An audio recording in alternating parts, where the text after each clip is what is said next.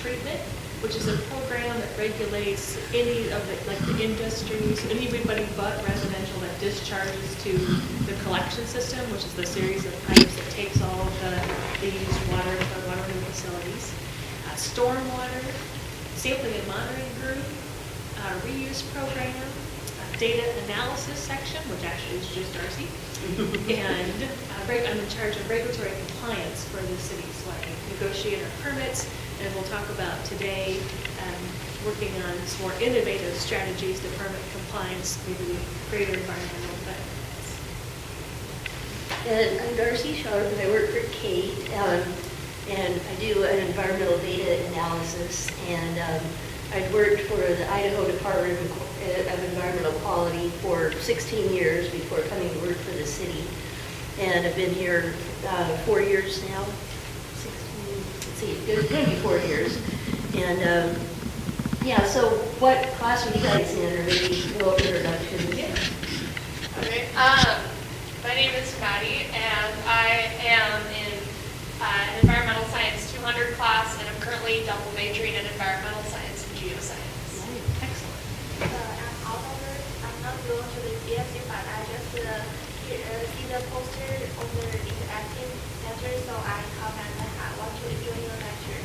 Thank you. Thank you. I'm Krista Paulson. I'm a faculty member in the School of Public Service and Urban Studies. Okay, thanks. Great. Well, I'm up first, so I'll go ahead and get started. So what we came to talk about today are some of the city's efforts on river habitat improvement projects, and Darcy will get more into the subsequent benefits. So, I guess we started with this. My question was, so what kind of backgrounds do you have, or what kind of things are you interested in? And I guess I'll start, though, with another question. So we're going to focus today on the Boise River, which is, of course, the city that, Boise. But what kind of things do you use the Boise River for?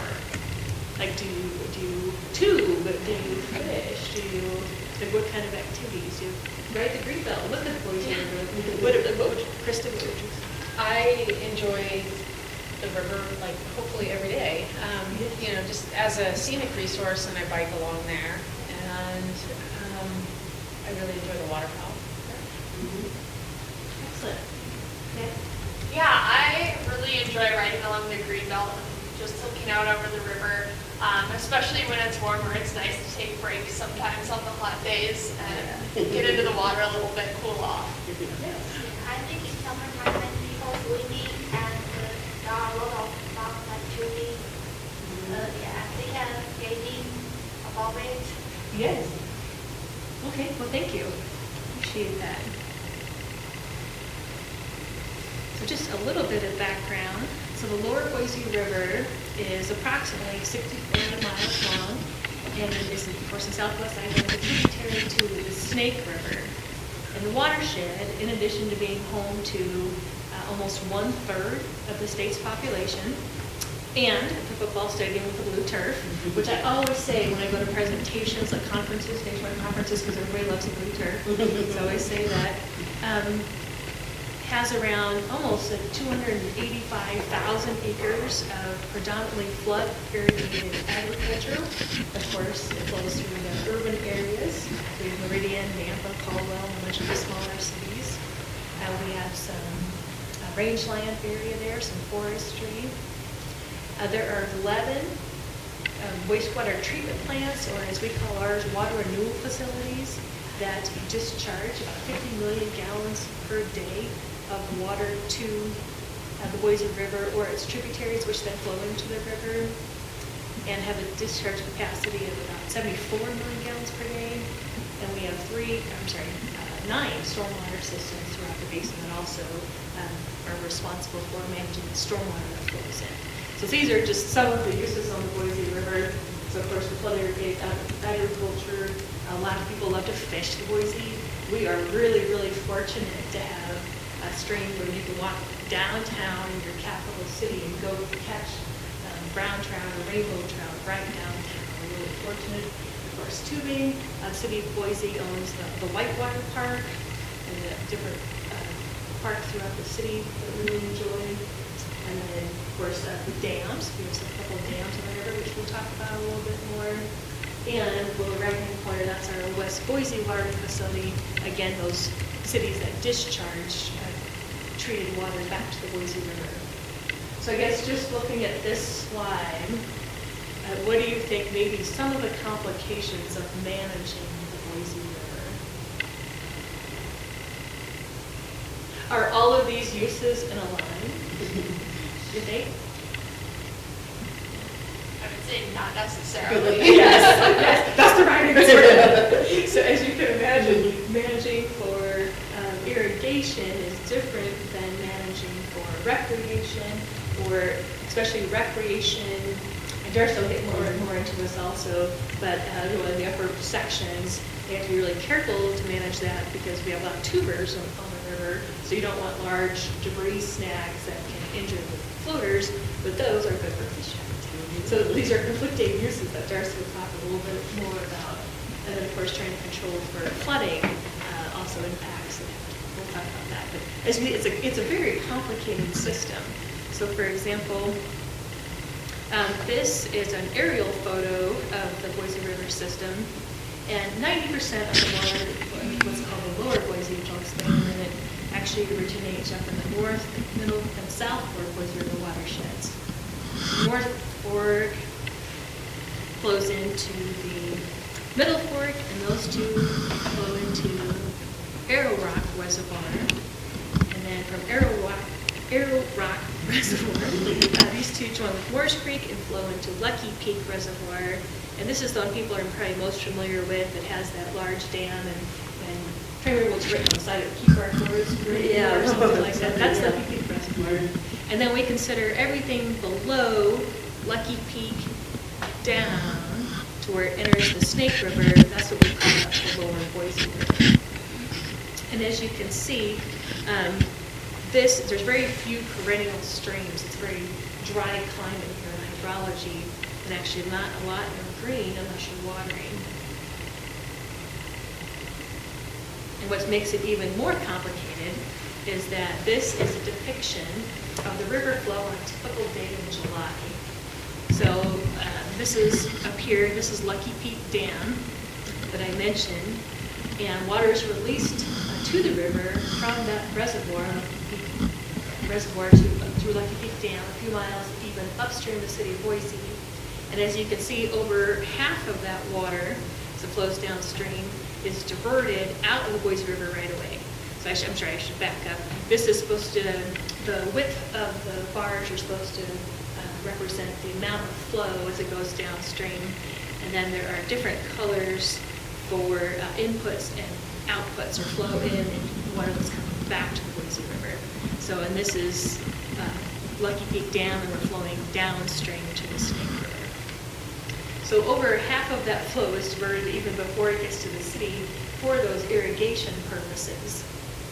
And so when we talk about the Boise River, it really is a tale of two rivers, because it's a much different river upstream here before it hits what we call the flow minimum here at appropriately named Middleton, the middle of the river. So, where, as you can see in the upper section, most of the flow is going out of the river, and as you get below Middleton, you get a lot more of those purple lines. So the water, all of the water that's been diverted out for all of the irrigation purposes is now coming back into the system. We'll talk about that a little bit more. Let's see. So diversions from the Boise River usually exceed the discharge in river flow years, and when they come back, they often, this water's been reused several times, so the flow balance is really complicated. I'll get more into that. So there are about 76 diversions from the river and 16 returns. And this is what the spatial distribution of the canals look like. So this is, before we just showed you the main Boise River and tributaries, these are all of the canals. So you can see how much irrigation occurs in the valley. And it's really only green in the watershed where it is irrigated. So the presence of these series of dams and all of the tributaries, the irrigation canals that go with them, and for flood control policies, have significantly altered the flow regime in the Boise River, as well as what we call the physical, chemical, and biological characteristics of the river. And Darcy will talk about that, what are the impacts of those dams and all of the irrigating water use. So as I mentioned, there are many water removal facilities, or what were formerly called wastewater treatment plants, that discharge the river. The city of Boise owns 2 of those. And it's along the left there. That's just one section of our West Boise water removal facility. So if you go up Cloverdale Road, you would actually drop off the cliff at the end. West Boise's down there. There's Chinden. Drive over the cliff, and then West Boise's at the bottom there. And so that is upstream of Eagle Road Bridge.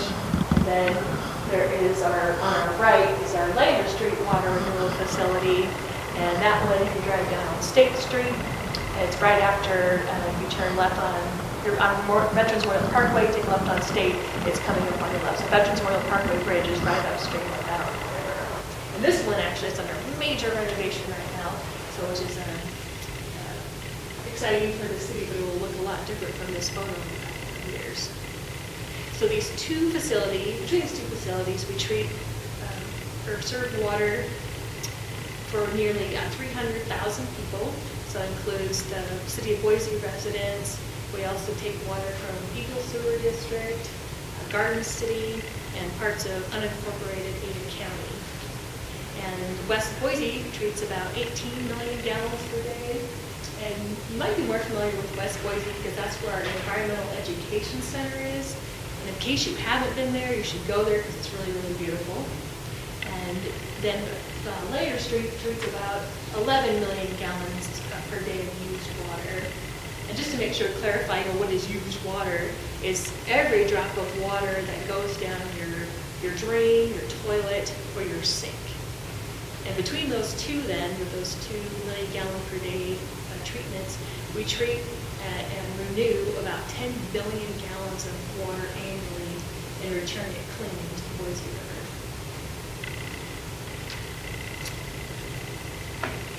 I meant to ask a question before I put this up there, but are there any requirements? Do you know, like, what would you think that we have on discharging that water back to the river? Are we required to do anything to that water, do you think? I'm sorry. I hope so. Yes. So, I meant to ask before I did it, so I kind of wrote the question. But yes, so it is illegal for us to discharge without a permit. And then I guess technically, what is a permit? It's a license to discharge water. It's through a program implemented by the Clean Water Act called the National Pollutant Discharge Elimination System, or NPDES program, which has now actually been transferred to Idaho, so it's Idaho Pollutant Discharge Elimination System. And our permit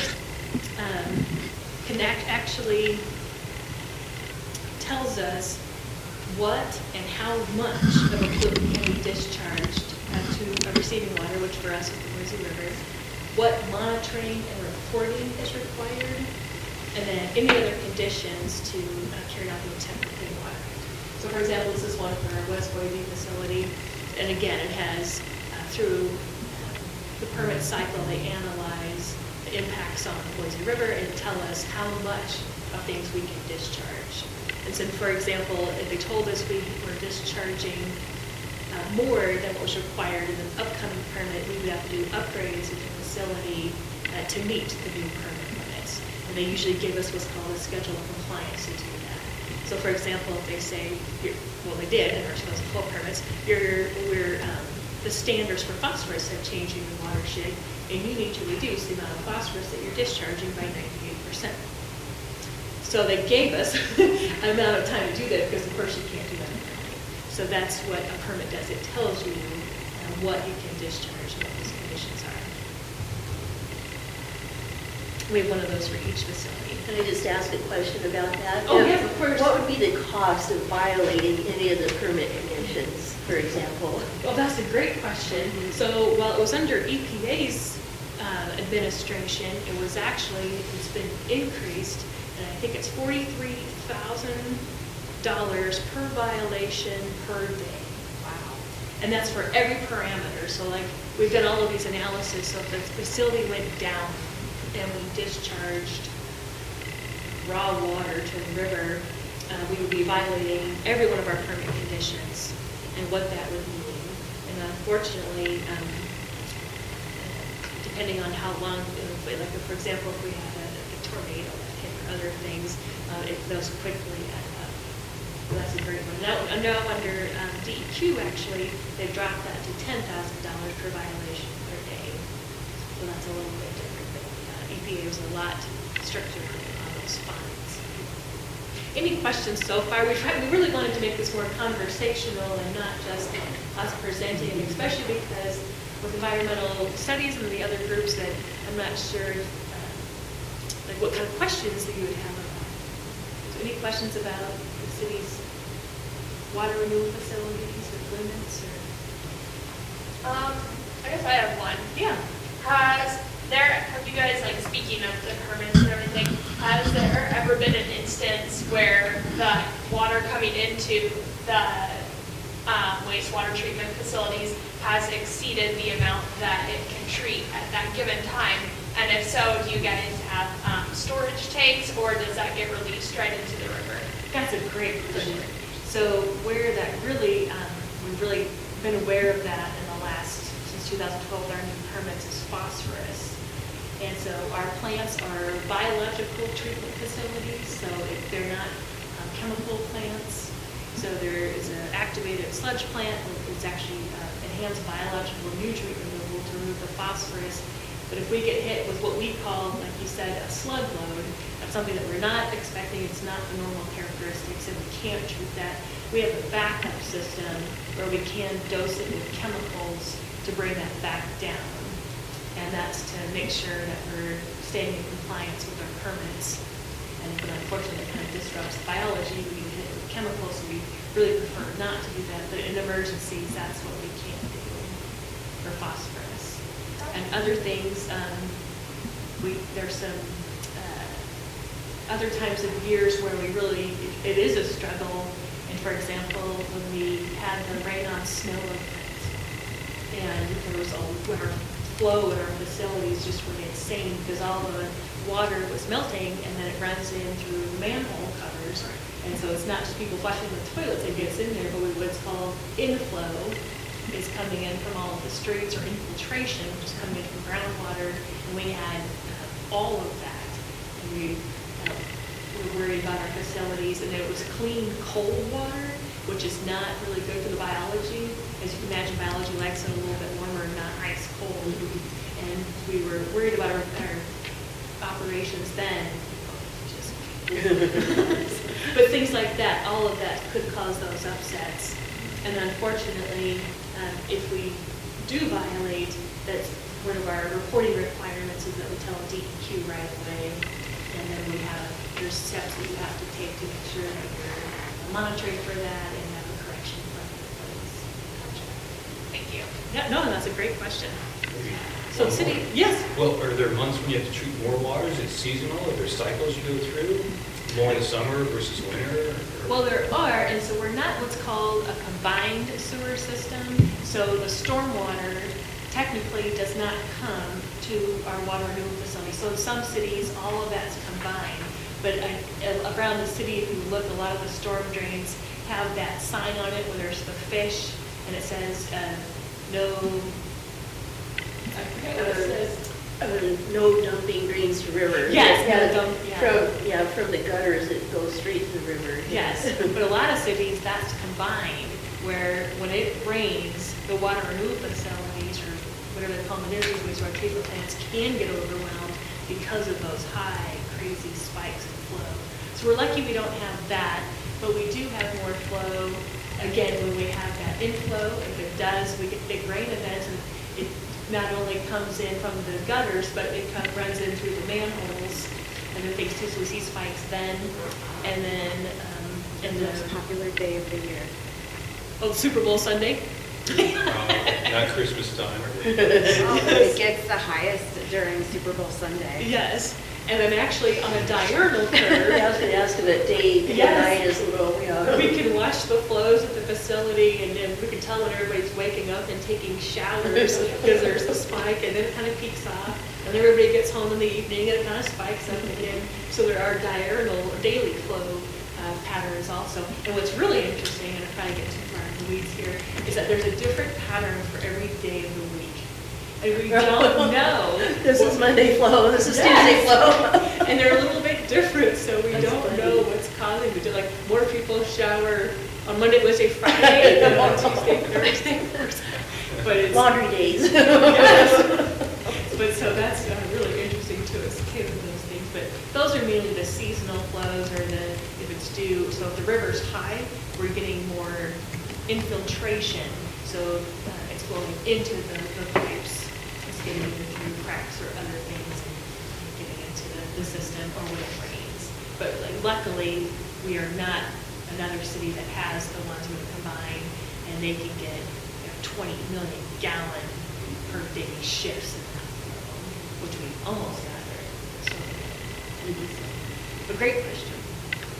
So the city of Boise does a lot of monitoring, and some of that, as I mentioned, is required by our permit, but we do lots of monitoring on top of that. And part of that is because we get these permits every 5 years, and we want to know how we're doing. So every 5 years, the Department of Environmental Quality and Rights takes all of our data from our water removal facilities, all the Boise River data that we're required to collect with the permit, and then again, if something needs to be adjusted, they say, okay, now you need to decrease your copper concentration because we have a new standard that we've put in place this year. So not only do we track the standards, but we monitor all the data, and we do all of the analysis ourselves to make sure that we know what's coming.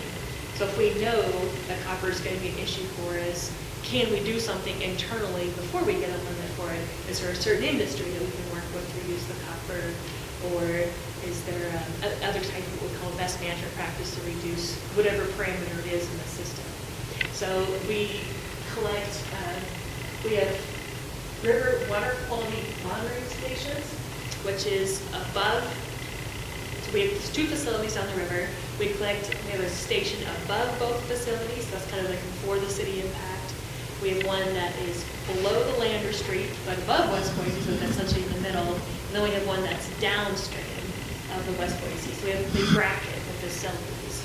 And we collect a lot more data than what is required by the permit. But the permit requires, of course, the normal things like bacteria, nutrients, metals. Then we do a lot also for other reasons too, for more predictive type analysis or modeling, or also for thinking about upgrades and what river parameters that might impact. We also have continuous water quality monitoring stations, and these things are the bomb. And again, same locations, we have these giant probes that are in the river all the time. They collect data every 15 minutes for things like dissolved oxygen and pH, temperature, turbidity, what's called specific conductance. And those aren't all permit required. Dissolved oxygen and temperature are, but the other ones really help us with other analyses as well. And we really haven't, we're working on all of the ways that we can utilize that data, but we have a lot of data. Last, the temperature monitoring network. So we're required to monitor temperature at those 3 locations, but we'll actually monitor it at 15, Wait, more, or right now. 17 locations across the watershed, because as we'll talk about later, temperature is an issue that is a current issue for us and will be an issue for the state and the Boise River in general. So we collect a lot of data, partly because we have the capability to do it and track it really well. And part of it is just for our own interest, because we build temperature model networks, as Darcy talked about, and we do a lot of our own data analysis. Flow, so we actually pay United States Geological Survey to monitor flow for us on the Boise River at one location, and there's another gauge that's funded through their federal money. We collect a lot of biology, which is not required by the permit at all, but things like periphyton, which is algae, which grows on rocks at the bottom of the streams, macrovertebrates, which are the insects, that live in the river.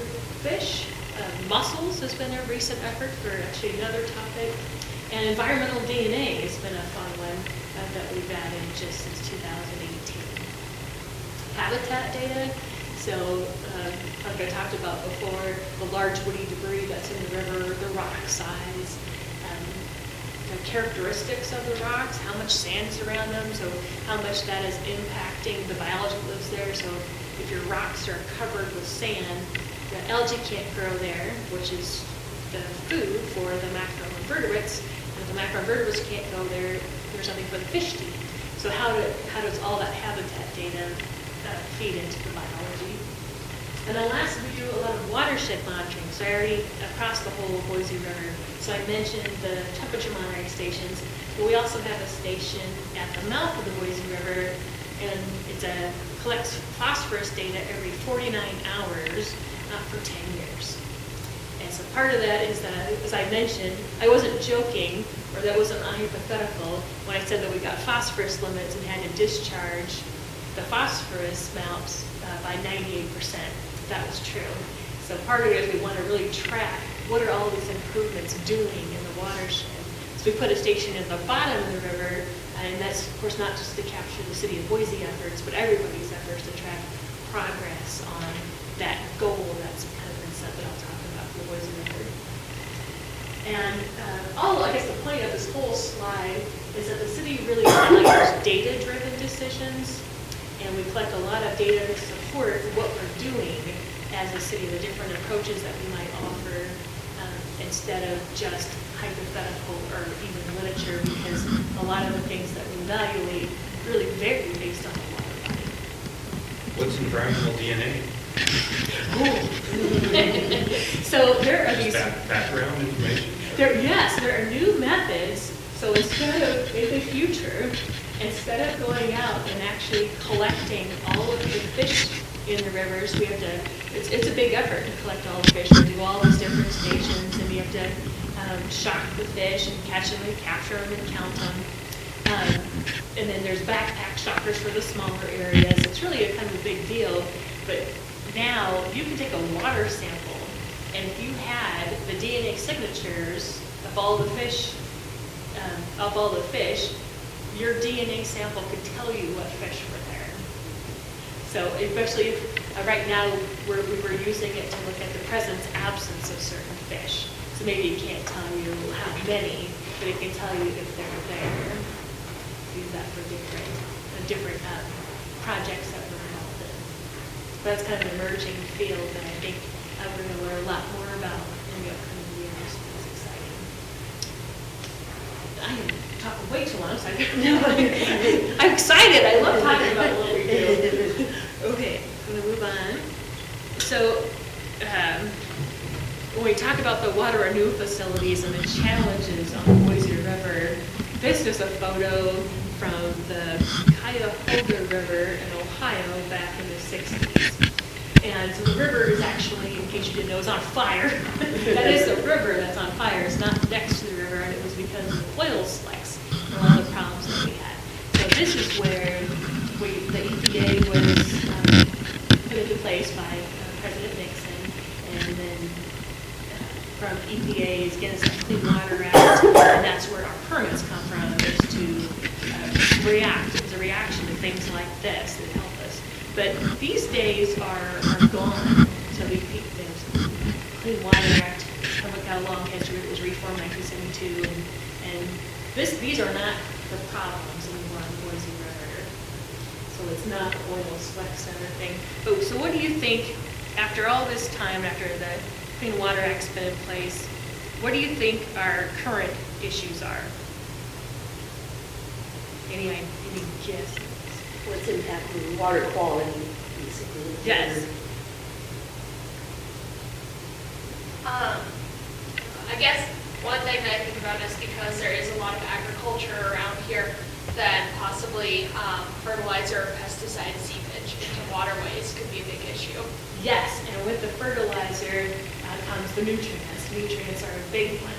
So like I said, when I mentioned we had phosphorus limits for the first time in our 2012 permit. We really had permits since the 70s. 76, I think was our first one. And that's exactly one. And then, let's see.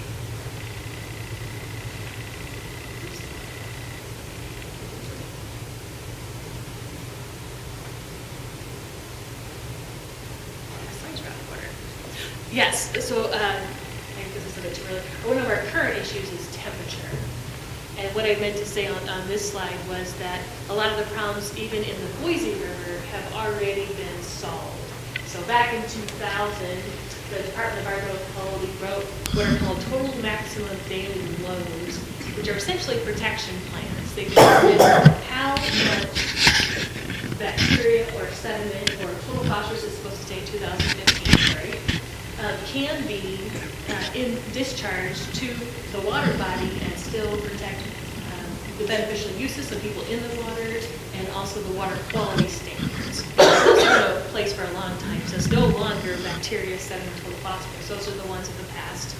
And then this was the current issue, is temperature.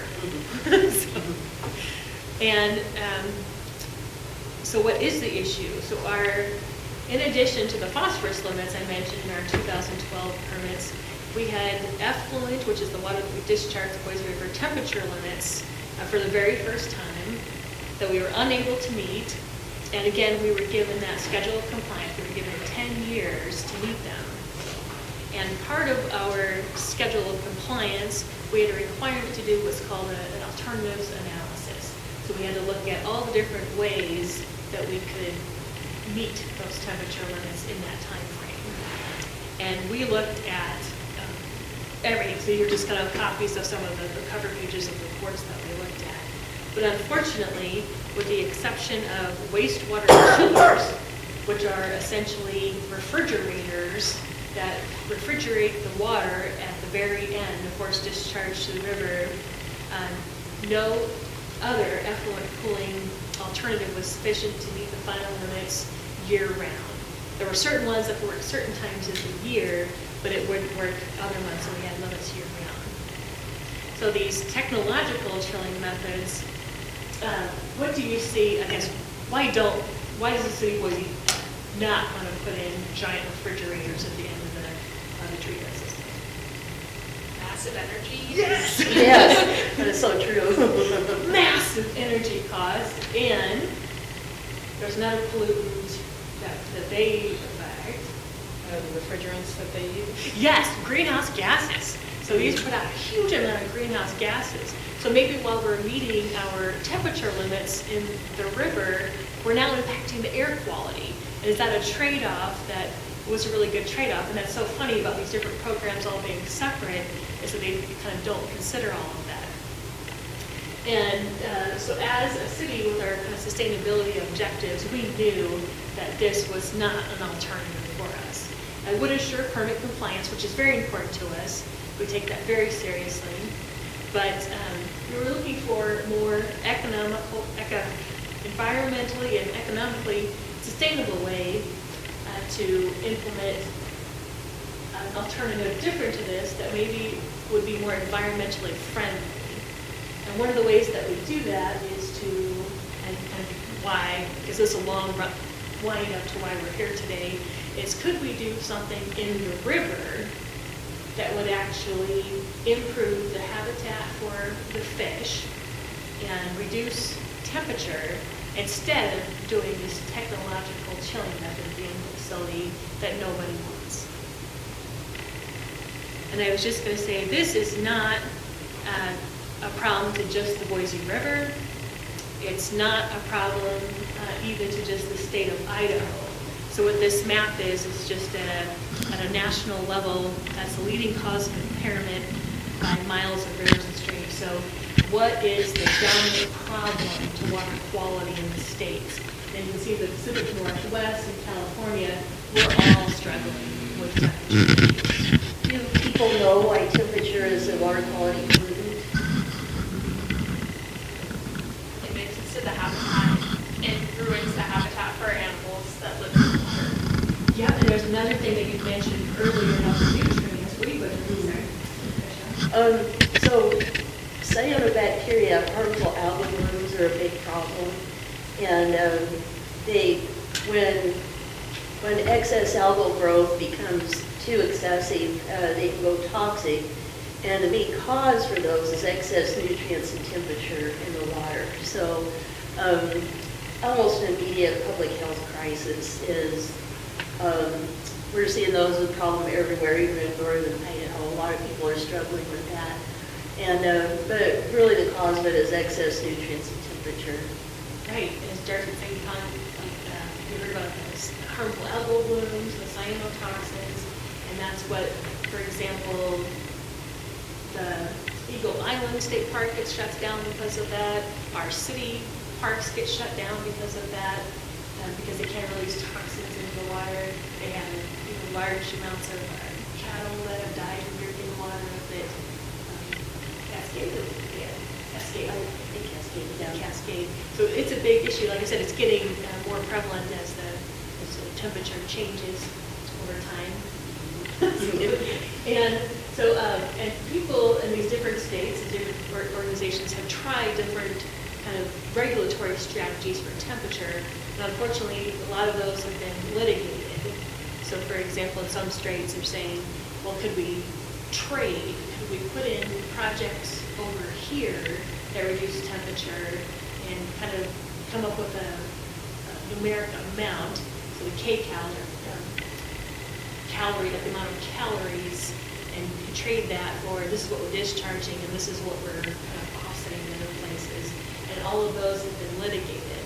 But there's an approach that we are trying. It's right in the middle of the Clean Water Act. It's actually called Section 316A of the Clean Water Act. And what it allows is for you to ask for different temperature limits for your facility if you can show that the limits you received are more stringent than necessary to protect the biology that lives in the river. So it's called the balanced indigenous community. So that's your fish, shellfish, wildlife, and on the water. But if you can show that your limits are more stringent than necessary, and you can prove that your alternate effluent limits will protect them, that is something that the state has to consider under 316A, the Clean Water Act. And that is what we are proposing. So we've actually applied for a 316A thermal variance from the state of Idaho, and we're working through that right now. And then part of that is the variance. So it's a variance from your permit limits and your water quality standards. Those are only good for 5 years. And you have to show progress in that 5 years that you are working towards improving like the habitat or reducing the temperature. And what the city of Boise has proposed is doing in-stream projects. So we'll do other things too. If there's things we can do at the water renew facilities to reduce the temperature, we are going to do them. But then what can we do? Like if this really is about the habitat for the fish in the river, and as Darcy will talk about, we know we have a lot of habitat problems in the river. Are there other things that we can do that would improve the habitat, reduce the temperature, and show that progress towards meeting those requirements of that thermal variance? That's what we're proposing, and that's that environmentally friendly, economically sustainable way to move forward with kind of an alternate regulatory compliance strategy. And I guess this is just a vision of what it could be. Again, we're seeing all those lawsuits, but the reason why we're seeing a lot of those lawsuits is they are not protected by the Clean Water Act, where this approach is. So it is legally within the four corners of the Clean Water Act, which is really important when things are being litigated. And then actually the goal of the Clean Water Act is to have it up there on the screen. I won't read it to you. But if we can work on that, so it's to work on both all of the chemical, physical, and biological integrity, if we're improving the biological integrity and we're meeting the intent of the Clean Water Act, we feel like that's a good strategy. So instead of having a giant box just at the end of our water renewal facilities, that's an energy hog, and it's putting greenhouse gases in the air, what if we built side channels? And Darcy will talk about the benefits of side channels. So instead of big boxes on the left, what if we carved channels through here and where all those blue lines are, and created additional spawning and rearing habitat that have temperature benefits and would improve the water quality in the Boise River, as Darcy will talk about.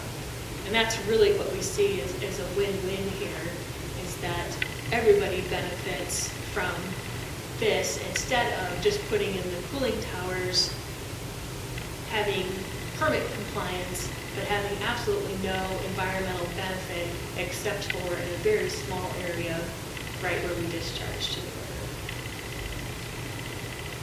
And I guess one of the questions is, why is the city of Boise considering alternative approaches? And that in a survey, a wastewater survey, that we learned from the citizens that they do want us to look at innovative approaches. So we didn't ask them directly, do you want to put us a box on the end and do these other things, but do you want us to look at things like this? Are you interested in things like this? And 75% yes, said yes, please do, with the environmental outcomes. And the second question really kind of shocked us is, okay, we can do that, but are you willing to pay for that? So some people will say, well, of course. Okay, well, are you willing to chip in a little bit?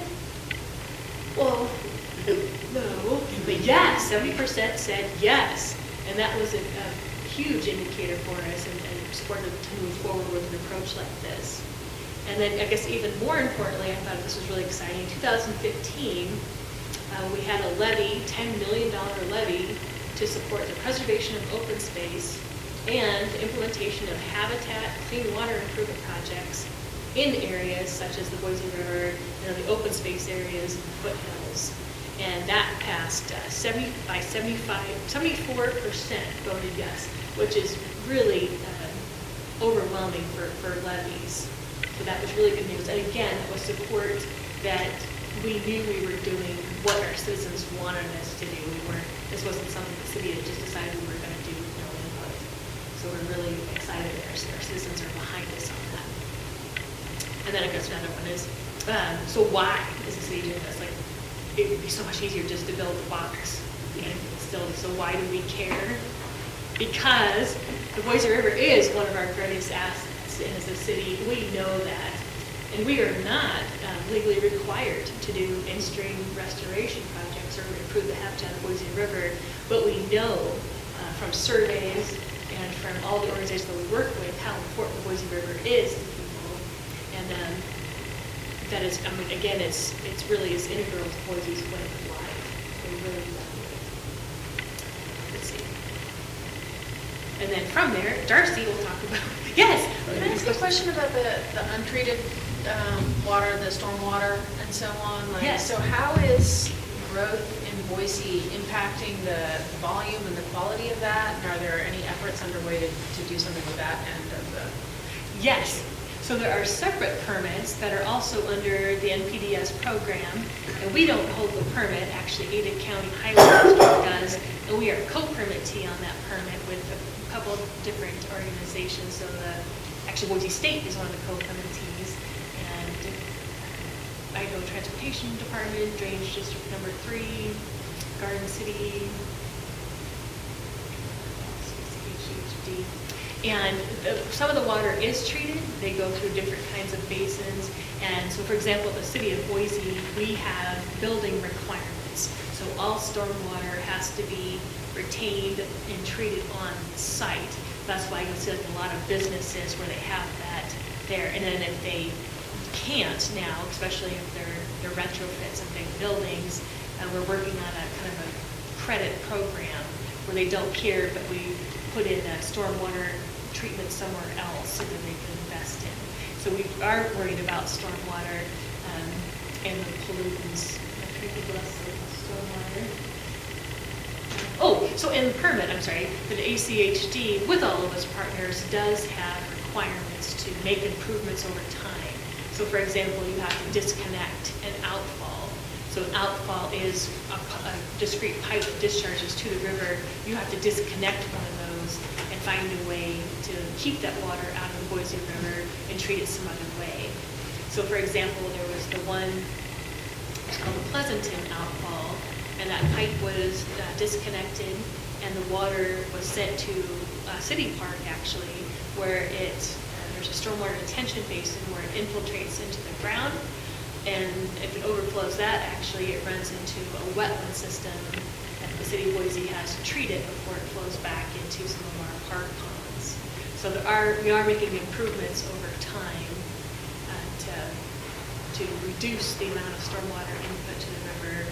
And then they do have things within some of the stormwater basins to capture the sediment and the trash. Unfortunately, we pull those out. Like, I don't know if you ever noticed, you pull up to some stoplights and the cigarettes on the ground. Cigarettes are one of the nastiest things in those stormwater detention basins. So even, for example, at one of our, we have an apartment building, and they have, their pipes actually don't discharge straight to our ponds. There's a catch basin there, and they have to clean those out. We do stormwater inspections to make sure that they are, because they will fill up with sediment and things from the road over time. And if you don't clean those out, what will happen is that the water, I mean, of course you can't deposit any more sediment in there if it's full, or you get a giant gully washer and all that just washes into the pond or the river anyway. So there are basins there that people have to clean. And then, for example, ACHD has a street sweeping program, and that is trying to reduce the amount of trash and sediment and other things that go to the river and to the detention basins. And I know ACHD is working on different programs, again, is to try to keep the water even out of the outfalls, but have it infiltrate through other programs. I guess another example, Jamie's our sustainability coordinator at the city of Boise, and a lot of people are doing things like putting permeable pavers in parking lots. So instead of running off to a storm drain or collection system, it's infiltrating into the ground instead of running off. So that is one. We have a lot of what we call green stormwater infrastructure downtown. You want to say something about that? Nope. Okay. You're doing a great job. Okay.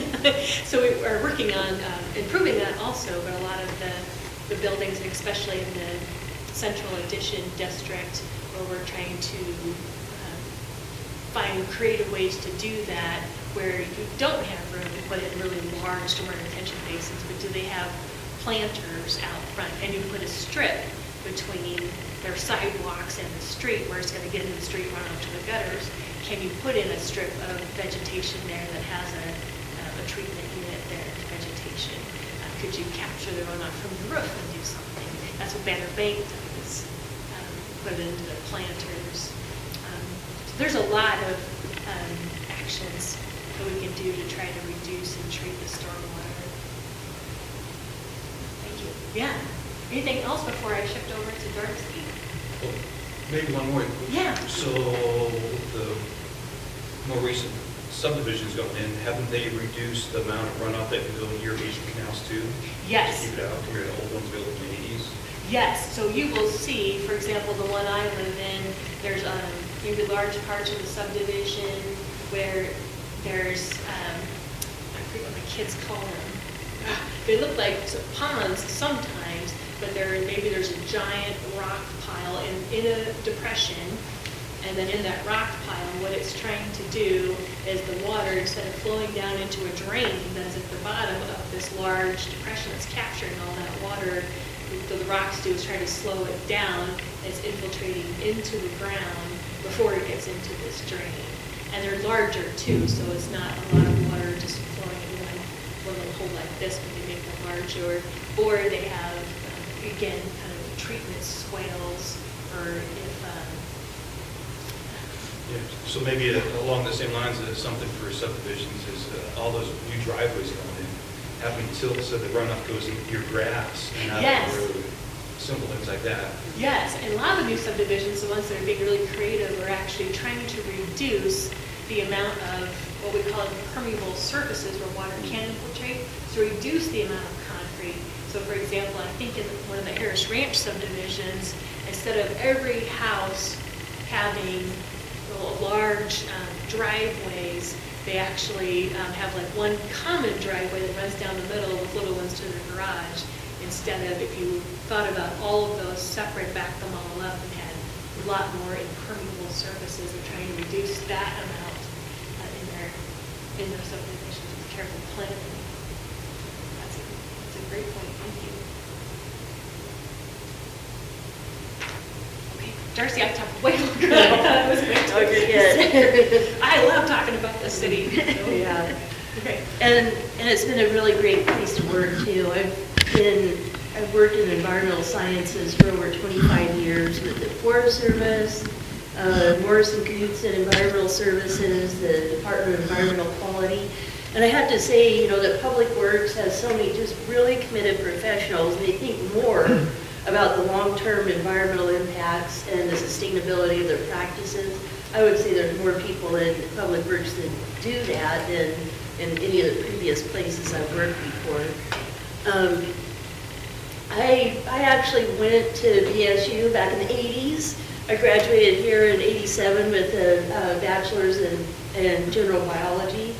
And I come back to the campus every now and then for conferences and things. And just 2 weeks ago, I kind of walked back through the campus to see how the buildings had changed, and went through the biology department. And they had some of the exact same glass case. They had the exact same glass cases as when I was there, but the classrooms were all different. And I noticed the subject matter was a lot different. And then I kind of walked along the river between Friendship Footbridge and Capitol Bridge. And I realized that I know so much more about that river now than when I went to school here. And I really work a lot in the hydrologic sciences, but back in the 80s, we didn't have a hydrology class at BSU. You know, there's pretty much, you know, nursing, business and education were big. The science department, yeah, in the whole science building, we had nursing, biology, chemistry, and physics, you know, was about it. We didn't even have a master's program yet, so we've gone a long way toward being a research university. But it was just kind of making me think back as to, you know, I wasn't prepared for this career from the educational standpoint, but I've learned so much through experience that I've been able to have a real eye for how water occurs spatially throughout a watershed. And then I really learned a lot once I started looking at data and how data can reflect good water quality or poor water quality. And I've just felt really fortunate to study the Boise River. When you float the river to collect data, it doesn't look nearly as urbanized as when you look at an aerial photo. It looks just so impaired. You know, we have all these ditches and canals everywhere, all these buildings, impervious surfaces, but we've really gone a long way to restoring the Boise River from the 60s, when there used to be slaughterhouses and tanneries along the river. They just dumped all that stuff in the river. And there used to be just big, vast areas of fat and dye mixed with aquatic plants. There were car bodies, tires. My mom could remember when the Idaho Statesman was publishing these stories about an Eagle Scout master that got his troop in there just starting to pull tires out of the Boise River. So, you know, there were grassroots efforts, and then plus through these regulatory pathways, we did a lot to clean it up. You know, and as Kate kind of addressed, we don't have the big issues. We don't have huge issues of bacteria anymore.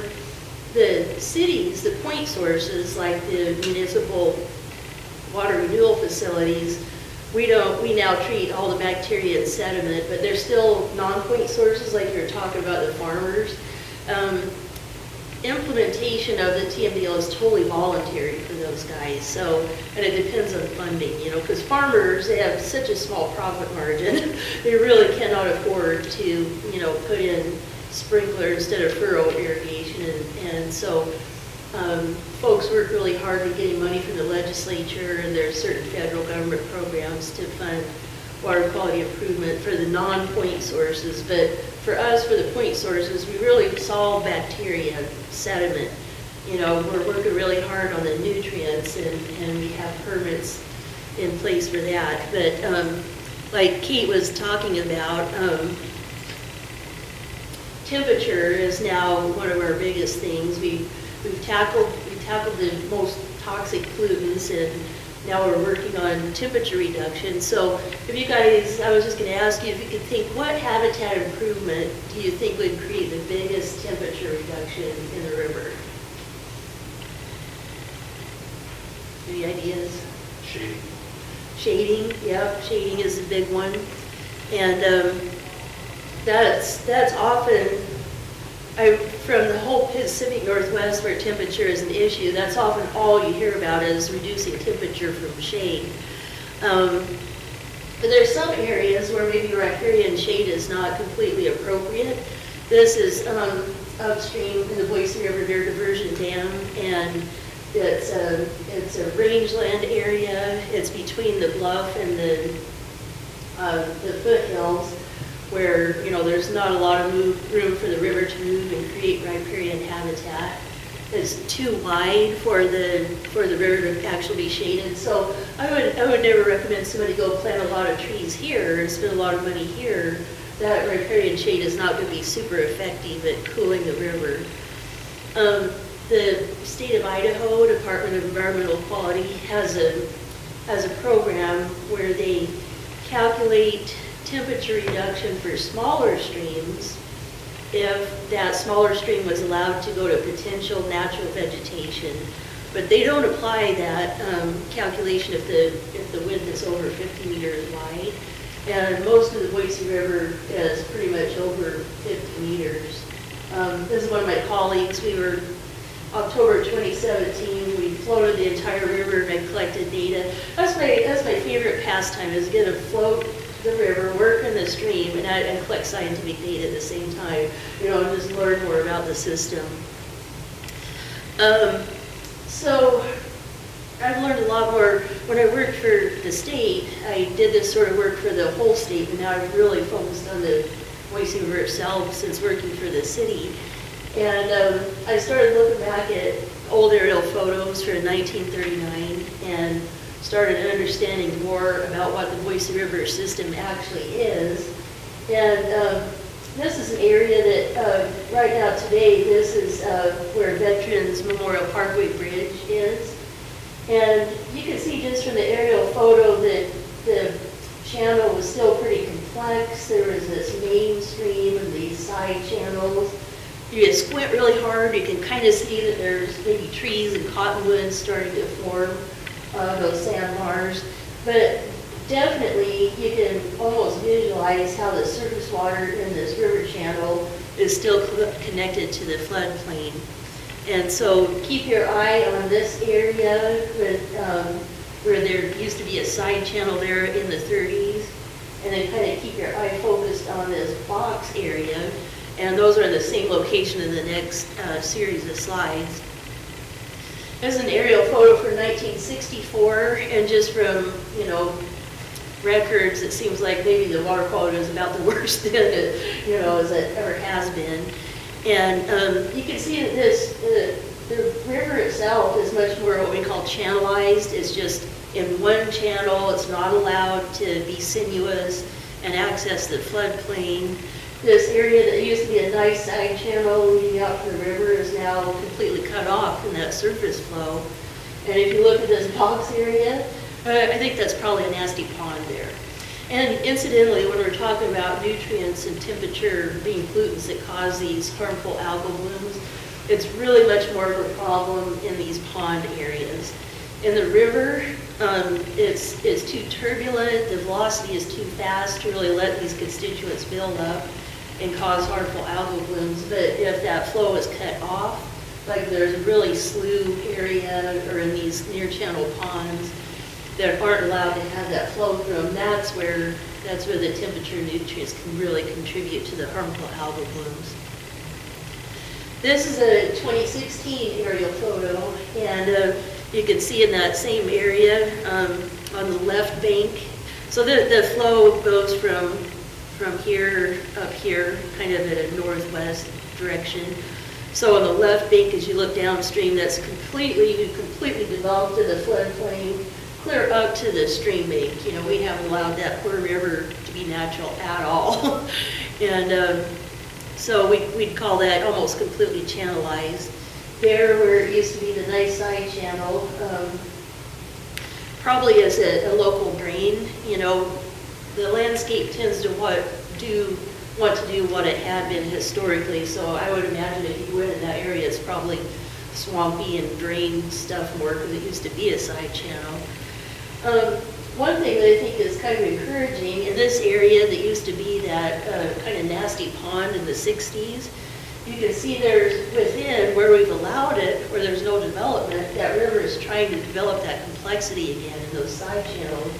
And I call these basically a remnant riparian forest. And it's no longer that nasty pond anymore. It's trying to reestablish its natural flow within that area. One thing when I'm working, I'm what's called a surface water modeler. I take a lot of environmental data and run it through a model to make these predictive scenarios. But stream temperature isn't always the same kind of pollutant as a toxic parameter is, or bacteria or nutrients. But the temperature in a stream is really proportional to the heat energy coming in and to the heat capacity and the volume. So volume is really important.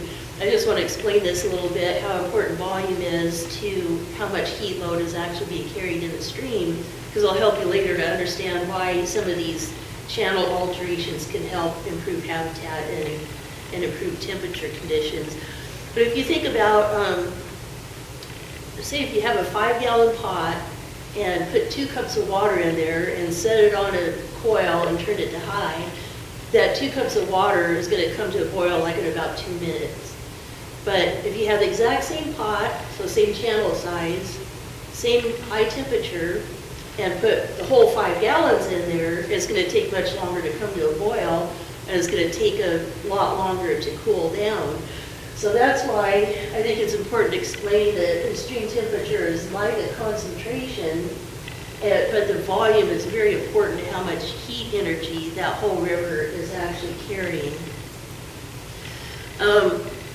When I started realizing, like Kate said, they had so many consultants trying to look at so many ways to reduce temperature and really get to these permit conditions. I started looking at what, habitat improvements can we make to reduce temperature, and how can we quantify that. And shade is the first thing I thought of too. So I modeled some scenarios that were like 100% shade, just something totally unrealistic. And then I'm going to show how I also modeled some channel alteration scenarios. And then the next half, I'm going to get into actual monitoring data and some future projects that I'm going to propose. So, as I talked about earlier, the river is really too wide for shade to be very effective. You can kind of see in this slide that you can see a little bit of shade from the trees, but it's not, really by any means going all the way across. I don't want to say riparian vegetation is super duper important, and there's many other reasons that it's really important for us to have super diverse stream banks like this, that we have lots of shrubs, lots of trees. There are other cooling ways. They can cool the local area by evaporative cooling and other things. I'm just saying, when I did model scenarios, it was like 100% shade. Overall, it really didn't show that much cooling. I thought, did I do something wrong? It's like showing less than 1/10 of a degree overall. So I modeled like a whole year daily average stream temperature with 100% shade. And different times of the year, different locations would be different amounts. But if you average the existing condition and then average 100% shade, overall it really wasn't a lot different. And so I was like, wow, what is going on here? So,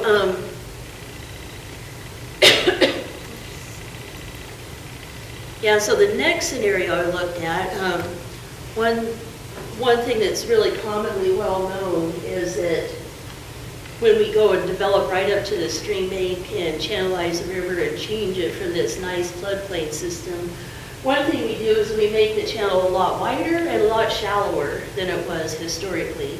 the Boise River used to want to be a braided, meandering stream and have lots of small channels. Now we have this one big channel. And this just kind of shows you with the sun coming in, you can see a lot more of that incoming solar radiation is going to be hitting the stream when it's too wide and too shallow. And so it's kind of a well-known restoration tactic to reduce that width-depth ratio. And so I did another model, and again, this was of this whole long river reach for a whole year. And what if we change the whole thing to just 30 meters wide instead of 50 meters wide? Again, the overall average for the whole year really wasn't that much cooler. And I was kind of panicking. It's like these guys hired me to do the science, to figure out how to cool the river down. Why is this not working? Maybe this model's wrong. Maybe I'm too stupid, And as I was looking at these scenarios for the whole river, the main channel, I realized for the main channel of the Boise River, there were actually a lot of challenges with even trying to do any kind of restoration in there. There are so many conflicting interests in the river, and Kate started to address those, but I've learned a lot about how the flood control districts have a really big say on what goes on in the river. For us to get a permit to even one of our water quality monitoring stations, we needed to fix the base where it's in the river. We had to get a permit to do any work within the regulatory floodway of the river, and it's just taken us months, and I think a couple of $1,000s to get that permit. Whereas the flood control district can get a joint permit, they could be out there all winter long with track hose in the middle of the river, and they call it, for them, it's controlling flood risk, but what they're doing is really channelizing and making this U-shaped channel just to convey water out of the watershed. Another conflicting interest is irrigation districts. They're having water to irrigate is really, really important in these dry western states and for agriculture. And their interest basically goes back historically longer than our interest in having good water quality. There are a lot of regulators that are involved to get a joint permit to do any work in the river. It involves Idaho Department of Water Resources, the Army Corps of Engineers, and for some reason, the Idaho Department of Lands. I still haven't tracked down why those guys are interested in what goes on in the water. There are a lot of special interest groups. There's fly fishermen, swimmers, we need to keep everybody safe out there. I mentioned a little bit the floodway. The floodway is this regulatory elevation drawn around the river that the FEMA, what is that, Federal Emergency Management Agency, FEMA says we have to have this regulatory floodway and that there can't be development within that floodway, but it's really only a regulatory line. It really isn't related to where the old floodplain was in the river. Another big problem, it's along the entire river. I'd say it's over 99% literally private land ownership. There's only one little piece in the upper river by Warm Springs area where BSU, the Idaho Bird Observatory, is making a new side channel, and they purchased that, and they're managing some more area in conjunction with the Department of Transportation. And that piece to me is so important because it's like the last riparian, it's the last corridor for wildlife to travel from the foothills down to the river that isn't in private ownership. Anyways, there's multiple, sometimes conflicting uses. People in this watershed are working really hard to manage it for water quality and all these uses. So I started getting discouraged. How are we going to ever, improve water quality in the sub-basin? So I started getting really interested and really focused on areas where we had remnant riparian vegetation and this remnant side channel. This is in the area of those slides I was showing you from the historic aerial photos. And this is where Esther Simplot ponds and Veterans Pond outflow. This yellow line is Farmers Union Canal. They pull in from the river and it goes through the pond, the water goes through the ponds nearby, and a bunch of these waters mix, and then they go out this side channel that flows under the bridge, and it reconnects with the river downstream. If you're familiar with the area, it's by Willow Lane Athletic Complex boat ramp. I went out and kind of surveyed that side channel. I was like, I wonder what kind of water quality we have there. And it was in such nice condition. It was almost like a little trout stream right in the middle of the city. It had good, complex habitat, lots of trees, lots of point bars, lots of sinuosity. There was, to me, it looked like a lot of flood mitigation potential. There were some alternative flow paths for the Boise River to interchange with this side channel. And you can see where flood flows have recently, been deposited in there. Not only are these really complex streams good for water quality, it also will mitigate for flood risk. If the flood waters could come in there and absorb like a sponge and release later cooler water, that's a benefit for flood risk as well as water quality. I could not believe how clear, I tried to get pictures of how clear the water was upstream and downstream of the Veterans Bridge. And there is, you can see in these photos, there's a lot of excess silt deposited on the surface, but which you would have to control really local sources to really control that. But my idea is to, increase or remediate the complexity of these side channels to help remediate all these water quality problems. To me, it looked like the channel complexity in that side channel would probably help cool the waters down. And so I had Kate's staff as a sampling and monitoring group, and they installed a temperature logger kind of in an upstream location and in a downstream location. And sure enough, the downstream location averages an entire 1 degree Celsius cooler than the upstream logger. One place I've noticed in this sub-basin where they've really implemented this idea and it's been really successful is in Julia Davis Park. There used to be this Julia Creek that would flow through this big pond, and then the stream goes through the zoo, and then it used to dump straight into the river through a culvert. This whole area used to be, when you look at aerial photos and elevations and contours, this whole area used to be another side channel. But Julia Davis Park is one of the earliest developments in this entire area. This has been a park almost since it's been a city. And so because it was an old historic side channel, the water really wants to go there, and so it's a really swampy area, probably not great water quality. You have to go in through the zoo, and it used to be, used to dump straight into the river. But Trout Unlimited is a local nonprofit group, and they're really good at working with professionals and volunteers. And they took, so this kind of keyhole area, if you know where that is in Julia Davis Park, that's where the culvert used to dump right into the river. So this green line there is an aerial photo of where they redesigned a path so that the water would go through a side channel. And this is showing how they dug out the area and defined it and released the water into there. I couldn't find my photos. I went through there and looked at that area, and at the culvert that now dumps into the side channel, it comes out, pretty milky, dirty looking.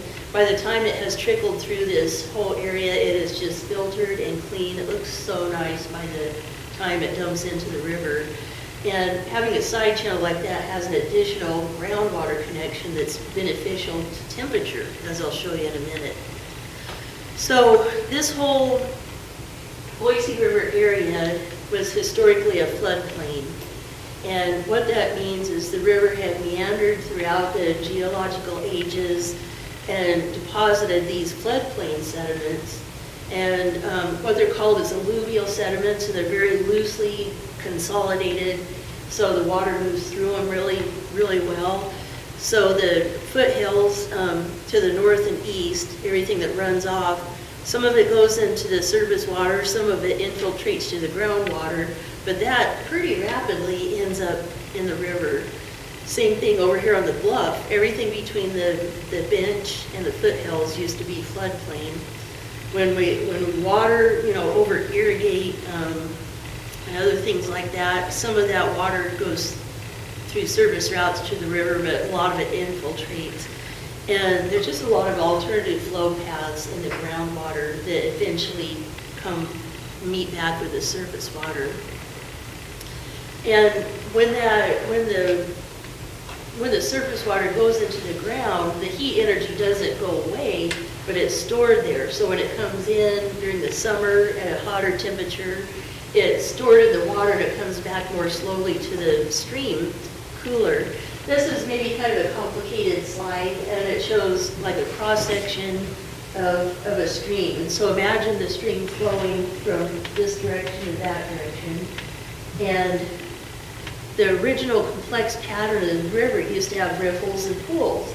Now we've kind of dug it out, made a lot of it just a straight run. But when there were riffles and pools, the water would come into the riffle, be forced down into the groundwater, and then come back out into the pool.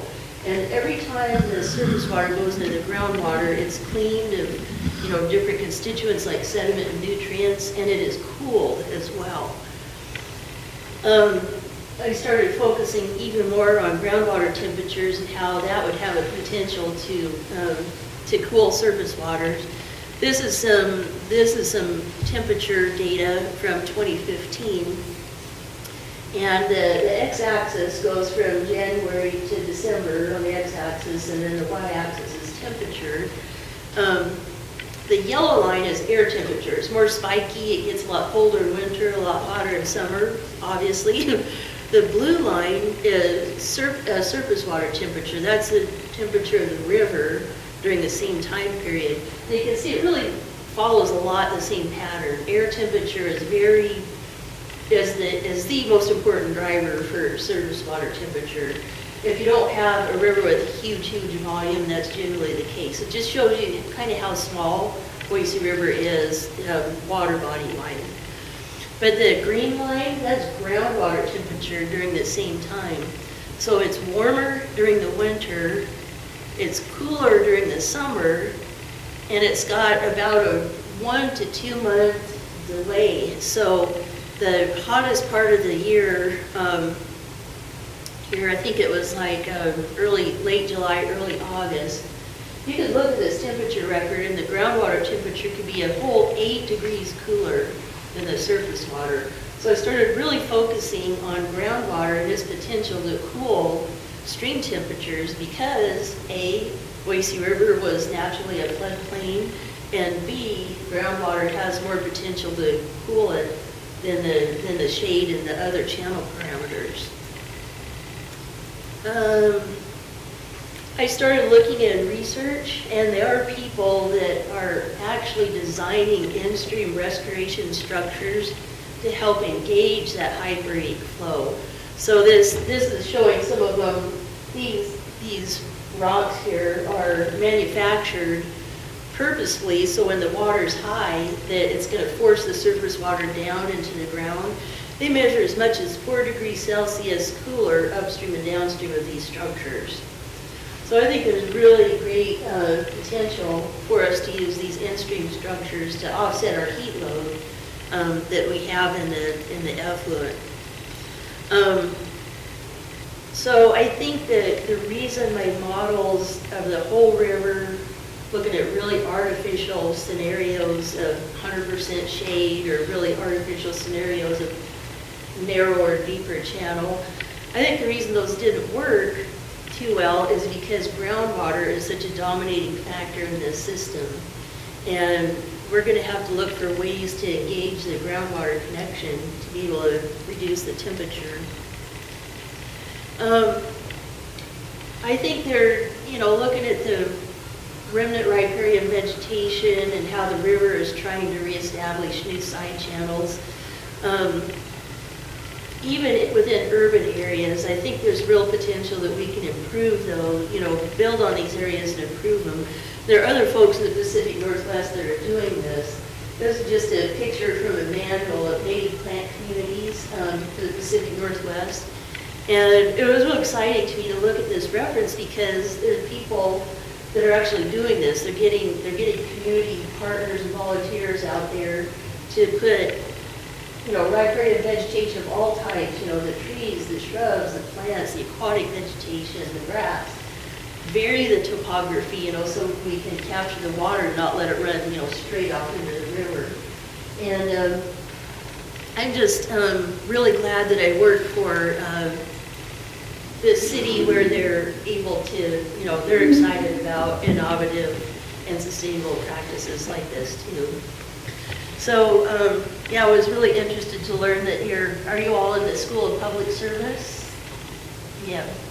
So I think that's really important, to have an education in that, because once you get to work for a city or state or federal government, you're just going to find so many conflicting issues. You're really going to want to do the right thing and improve the environment, but sometimes permits and regulations keep you from doing that. So you have to just keep ahead of the curve and keep studying the science, keep learning what is really going to improve water quality for your area.